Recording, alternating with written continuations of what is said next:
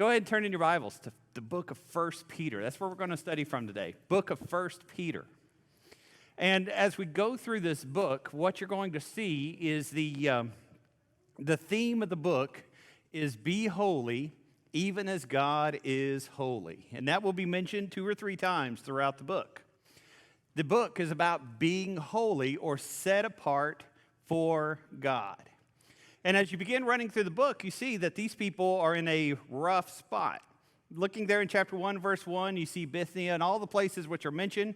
All those are in what in that day was called Asia Minor. Today we'd call the country of Turkey. And that area was very, very loyal to Rome, perhaps even more loyal than Rome was to itself. Caesar had, about a century before, come through and cleared out a third of the population in trying to subjugate the people and bring them to the point of being faithful to Rome. And so these people, the ones who survived, here a century later, were giving themselves more so even above trying to show loyalty to Rome. And so even by the time of Paul, you begin seeing quite a bit of persecution against the church. Now, why did Rome have trouble with the church? You'll see oftentimes in the Bible where there's a mention of Christ is Lord. Now, we'll hear that and we read that. We've read it all the time, and so it doesn't seem to be that big of a deal. But in the first century, though, that phrase was a serious phrase because you were required by many people to say that Caesar is Lord. And so the people in this region, and really the world over, were beginning to see that there was a difference between following Caesar and following God. There was a difference in thinking of Caesar as being God and really being obedient to the one true God. And so as you see in chapter 1 and verse 1, these people were finding themselves to be strangers. They were finding themselves to be pilgrims in the land. As you see there in verse 5 and 6, where they're going to suffer and suffer greatly for the name of Jesus. And Peter there is saying you need to be very calm. You need to be faithful. You need to have hope. And you need to remain holy. Now, in the passage which we're going to look at today a little bit more closely is chapter 5. And a lot of times I'll reference chapter 5 as we're going along, especially when we're talking about elders. Because you look at Acts chapter 20, 28, 11, different places in Acts chapter 20, and then you look at 1 Peter chapter 5, verses 1 through 4, you see the 3 terms for what an elder is. He's an elder, he is a bishop, and he is also a pastor or a shepherd. And those 3 terms are found in Acts chapter 20 and 1 Peter chapter 5. And so a lot of times in our sermons, we will just gloss right through there and move right through that passage in looking at that. But today we take a step back and we say, this is a letter. And as you and I read through 1 Peter, what is it that Peter is trying to get across in this passage? As he's talking about elders and as he's talking about younger people, what is it that he's trying for us to know today? And so let's look at the book of 1 Peter real quick and notice what the book is about. Chapter 1 is about being holy. See there in chapter 1 and verse 15, be holy even as I am holy. Chapter 2 is remember your identity. He says you are living stones. Chapter 2 and verse 9, you are a royal priesthood. Don't let anybody treat you as less. Recognize who you are, and more importantly, whose you are. Remember that you belong to God. Chapter 3, be willing to suffer for doing good. Chapter 3, verse 9, notice, don't repay evil for evil, but instead return evil with a blessing. Chapter 4, be willing to suffer just like Christ suffered. You'll see then chapter 4 and verse 1, suffer with that exact same attitude which Christ suffered as well. And in chapter 5, serve one another. See there in chapter 5 and verse 6? As you look at that passage, chapter 5 and verse 6, God opposes the proud, but he gives grace to the humble. And so what you see moving through the book is Peter saying, yes, I recognize your time is tough. Yes, I recognize you're under a ton of pressure right now. Yes, I realize there is a lot of stress. But in the midst of this stress, remember who you are and be holy. In the midst of this stress, be a Christian. Now, you don't have to watch the news very much today to realize these are stressful times. And you don't have to be around many people today to realize how much anxiety, how much stress, and how much grief people are dealing with. And so while our persecution is a little bit different than what we're reading of in 1 Peter, people are not losing their homes necessarily because they're Christians. People are not losing their lives necessarily because they're Christians. There is, in our world today, a great amount of stress which people are facing. And there's a lot of people who don't know what the future holds. And there's a lot of people who really don't any longer know what they stand for or who they are. And so 1 Peter speaks to us today as it reminds us to be holy, as it reminds us to turn good whenever somebody gives us a curse, as it reminds us to have that attitude of Christ and follow that example, and as we see here in chapter 5, to have a heart of service. Where do you go and what do you do when your world falls apart? I always enjoy in John 20 and especially John 21 where Peter, when he's having trouble and when he's trying to get in his mind what's happened with Jesus and the resurrection and such, he tells the apostles, I'm going fishing. That was his escape. That's where he went when things seemed to fall apart. He went back to what he was used to. Where do you go? Do you go to the lake? Do you go to the mountains? Do you go down to the beach? Is there a spot in your room? Or is there a place in where you live? Or is there something at where you work where you go and it relaxes you and it reminds you of who you are? Do you have a certain food that you like to eat, a comfort food? Do you have an activity, maybe running or whatever else it is, that makes you kind of recalibrate? As Peter's talking about this stress, he says, I want you to realize that the best way to deal with stress is not focusing on yourself, but it's focusing on others. It's not being concerned with what it is that you face necessarily, and not spending all your time dwelling within yourself, but rather it's having a heart of service. And he says, let me give you 3 illustrations as we start in chapter 5. Let me give you 3 illustrations of what it means to have a heart of service. And that first illustration is found there in verse 1. As we look at that next slide there, we see Jesus, a great example of service. Read there with me in verse 1. The elders who are among you I exhort, I who am a fellow elder, and notice this passage, and a witness of the suffering of Christ, and also a partaker of the glory that shall be revealed. Peter several times mentions about how he was a witness of Jesus. Peter saw Jesus in the garden. It's true he slept when he wasn't supposed to, but he recognized Jesus as those sweat drops like blood flowed from him because of the agony that was there. Peter saw Jesus in trial. And even though he denied the Christ 3 times, he had face contact with Jesus. He saw what he was going through. Peter very likely saw, or he knew very well, what it looked like when those nails went into those hands and those feet. When that crown of thorns was placed upon him and that blood flowed down. Peter says, I'm a witness. I saw it. But as he thinks about this idea of being a witness, he remembers what had happened just a few hours earlier. Jesus is about to go through the most stressful time that anyone has faced. Physically, the idea of the crucifixion, and the crucifixion was multiplied time and time and time again because of the beatings and the suffering which Jesus went through, but also the spiritual.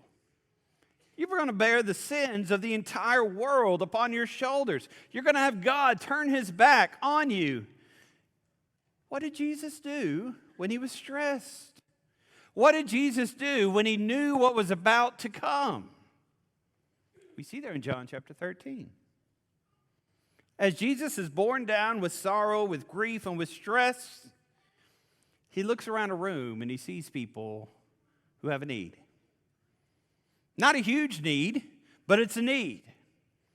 The apostles, they're arguing back and forth about who's most important, and, I'm not going to serve you because I'm better than you and all that stuff. Jesus, under the greatest stress which will ever be faced, puts on that towel, and he begins washing feet. Jesus, when he's hanging on the cross, looks to his mother and to John, and he says, you two take care of one another. Jesus looks at those crowds which are hurling insults at him and taunting him and making fun of him and blaspheming God. And what does he do? Forgive them, Lord, for they don't really understand what it is they are doing. Jesus is showing us an example here.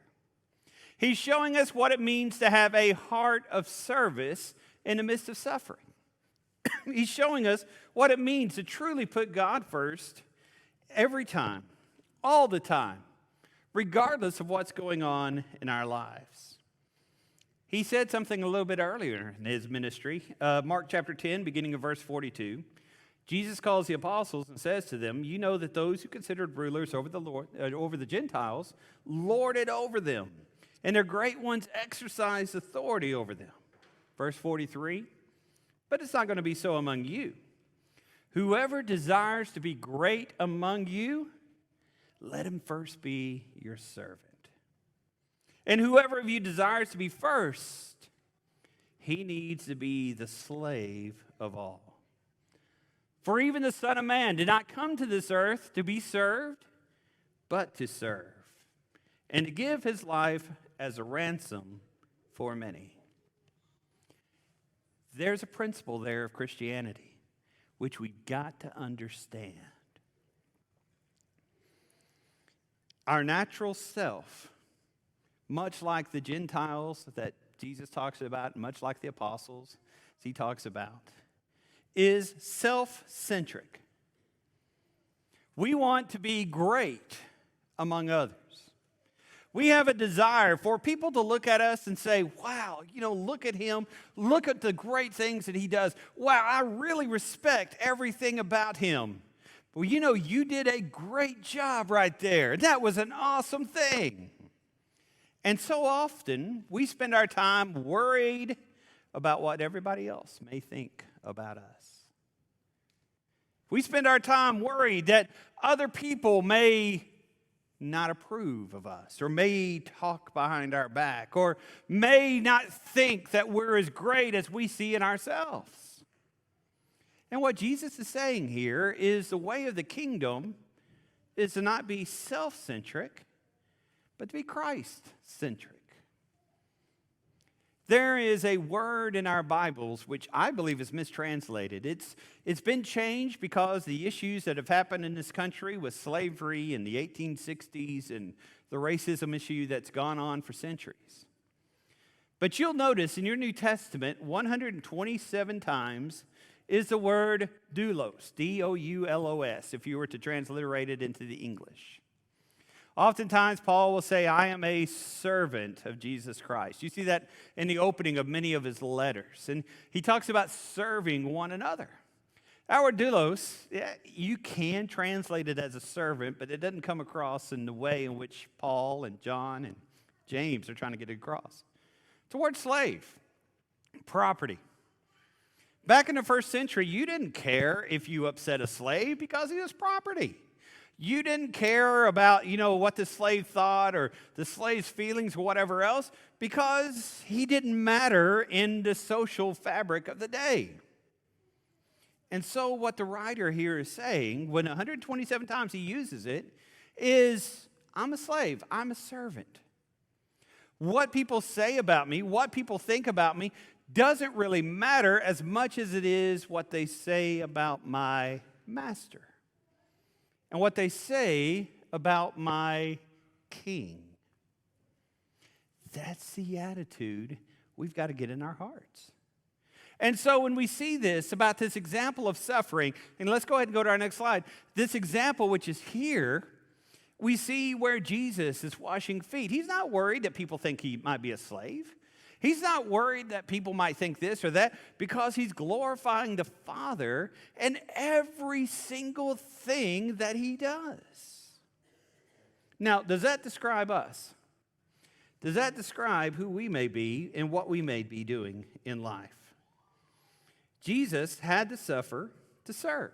We see that in 1 Peter 1, 21 through 25. And he died in order to serve us. So we see that in 1 Peter chapter 1 and verse 18. So bring that to today.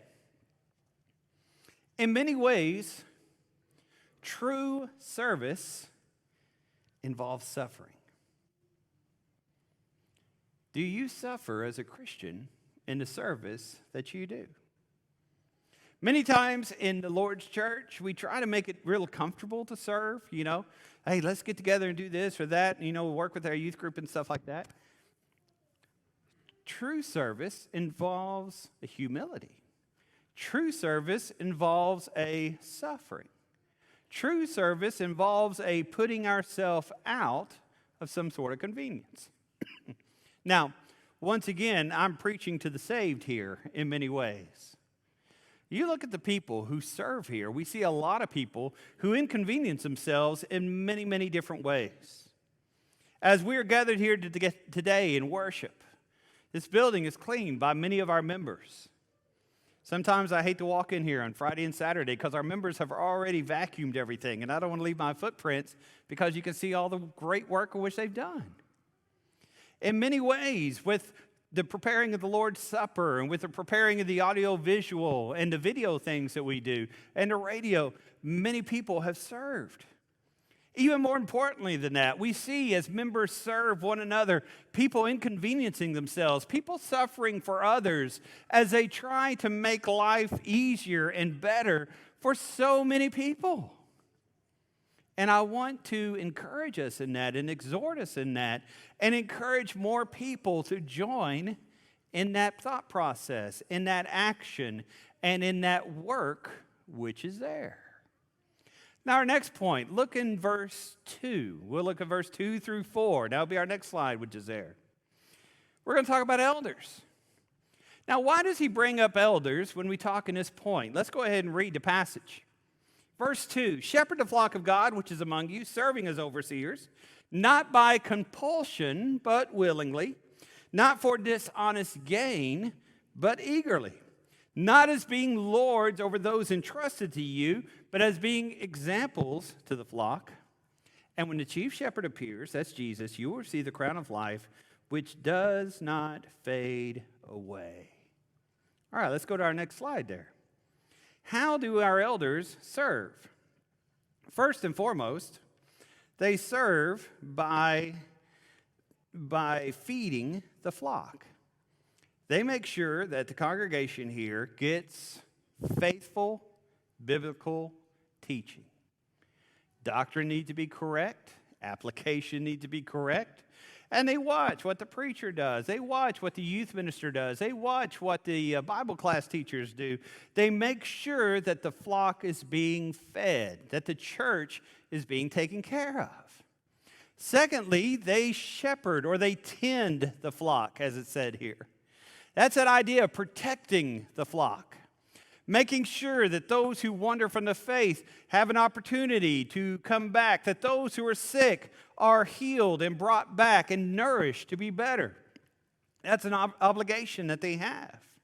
They have an obligation also, elders do, to be an example to the flock.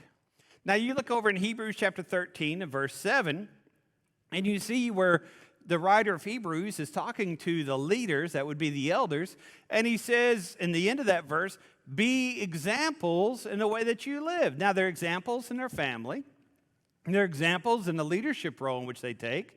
They're examples in the sign of faith which they have in every part of their life. Now, are they perfect? Absolutely not.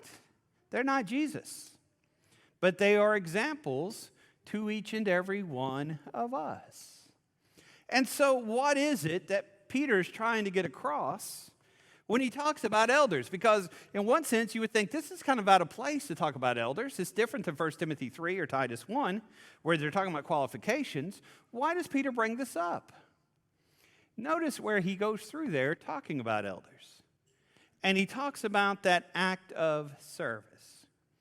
And you can imagine these people in Asia Minor, as they're hearing this, they're looking at elders, men who they really, truly respect, and they see, verse 2, that willing mind which they have. They're not lords over the flock, but they are willingly taking care of the flock. They're not doing it by compulsion, but they're eager in the work in which they do. Elders serve. And sometimes we forget how hard it would be to be an elder. Sometimes we see these good 6 men, and we see these men who in the past have served as elders, and we forget about the stress that goes on with the work in which they do. Elders suffer when they serve. It's hard because people criticize. There's always some people who say we should meet earlier, we should meet later.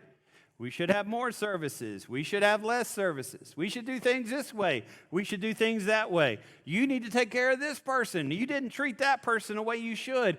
And it's hard many times when you're trying to do what's right, when you're trying to do those things that are good, it's hard to deal with the criticism which is there.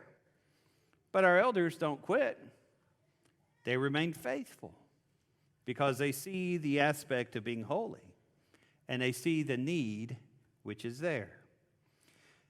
Elders suffer heartbreak when people go astray. In Hebrews chapter 13 and verse 17, once again talking about leaders. Obey those who rule over you and be submissive, for they watch out for your souls as those who must give an account. Let them do so with joy and not with grief, for that would be unprofitable to you. They give an account for the souls who are within the church. Many years ago, I preached on that subject, and I actually got some people angry at me about it because they misunderstood, or perhaps I misspoke about what I was saying there when I talked about how elders were accountable for the people in the church.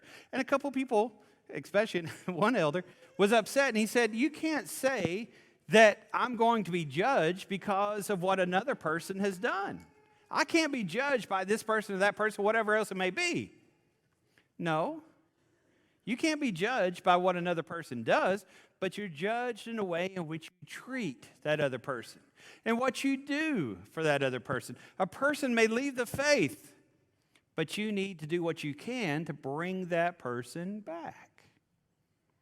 Now imagine what it's like to be responsible for yourself. Now, every one of us have that idea, right?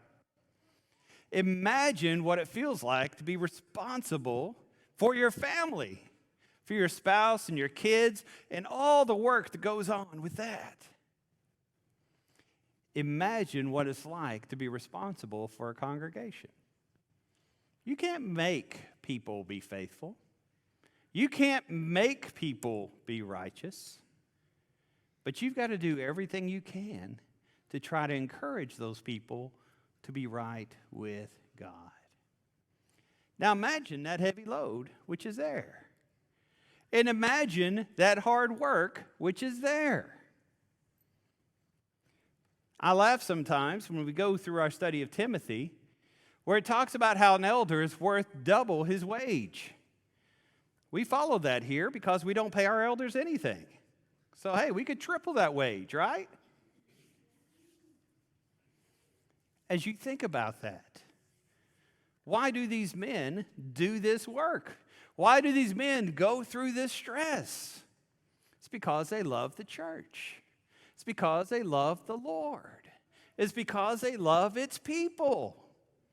And while, in a sense, in this sermon, we're talking about the goodness of the men who serve here as elders, I want to, as Peter's doing, say, don't just notice that, but use that for an example for us today. If they're willing to take on that load, if they're willing to take on that work, if they're willing to live under that kind of scrutiny, what should every single one of us be willing to do? Shouldn't we be willing to volunteer for good works which are done here? Shouldn't we, when we're out at the workplace and out at school or wherever else it may be willing to inconvenience ourselves in order to further the cause of Christ? Peter, as he's going through here, says, first of all, notice Jesus and what Jesus did in that day of great stress and the service which he did. Be like Jesus. Secondly, he says, notice your elders and the work in which they do, not because they have to, because they want to. Work to be like them. Have a heart of service. And serve other people. Now look at verse 5. And that'll be that next slide there. All Christians, if you have taken on the name of Christ, if you have been buried and raised with Christ to walk in newness of life, this verse 5, applies to you. Likewise, you younger people, submit yourself to your elders. Yes, all of you, be submissive to one another and be clothed with humility. For God resists the proud, but gives grace to the humble. Younger Christians, it says, serve those who are older. Now, younger Christians, younger people always rise up and they realize, man, those guys were older. I don't know what they were thinking. I mean, look at the music. Look at the fashion that they had back then. Now, some people are bringing back the mullet. God bless them. But, look at the fashion of older people. Look at the things that they did. Look at all those deals that they have. Every time my kids come home, they look at my New Balance shoes and they just shake their head. Peter here says, respect your elders. Respect those who are older. And the Lord's church needs it. Well, you don't see it as much in this congregation. But so many congregations are getting grayer. There's a lot of blue hair in some churches. People have served for years and years and years, and sometimes there's not that much of a generation which is following up behind. There's not a lot of youth groups in some churches. Thankfully, we don't have that here. But we need our young people. The church needs a vitality of youth and of energy which is there. And he says, younger people, notice those who've gone on before you, and you pick up the baton and you get on the way and you do those things that are right. Young people and older people, they're both important. Verse 5, those older people need to serve the younger people as well. Well, how do you serve? First way, it's kind of unpopular right now, perhaps. You serve by being obedient to your government. Look there in 3 chapters earlier, chapter 2 of 1 Peter, verses 13 through 17. Submit yourself to the ordinances of men that you enjoy and like. Wrong translation, right? It's not what that translation says. Submit yourself to every ordinance of man for the Lord's sake. Whether to the king as supreme or to governors, as those who are sent by him were sent by punishment for evildoers and for the praise of those who do good. For this is the will of God, that by your actions you may put to silence the voice of the evildoers and those who are foolish men. Verse 16, be free, but don't use your liberty as a cloak for vice, but instead be a slave to God. Honor all people. Love the brotherhood. Honor the king. It's a rough world right now. There are some politicians which are making choices which maybe you don't like as much. And maybe sometimes you think, what in the world are these people thinking? Peter says, show them honor as far as you can as a Christian. Don't get so caught up in politics that it erases your Christian influence. Follow God first and foremost. And don't let your views get in the way. Secondly, how do you serve? You serve in the way in which you work. 1 Peter 2:18 Servants, be submissive to your masters. Be submissive with all respect, not only to those who are good and gentle, but also to those people who can be harsh. Show respect. Don't let the way other people treat you erase your Christian influence. Don't be so busy on getting revenge and getting back at people that you forget what's really important. What about in the home? Chapter 3. Wives, submit to your husbands. Do everything that you can to convert your husband and to bring your husband closer to God. But notice verse 7. Husbands, you also submit. You also love. You also nourish and cherish your wife. Sometimes we miss this in church.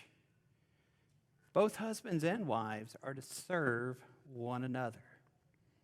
Instead of being so worked up on who's the head of the home and who's in charge, both of them love one another. Both of them put one another first.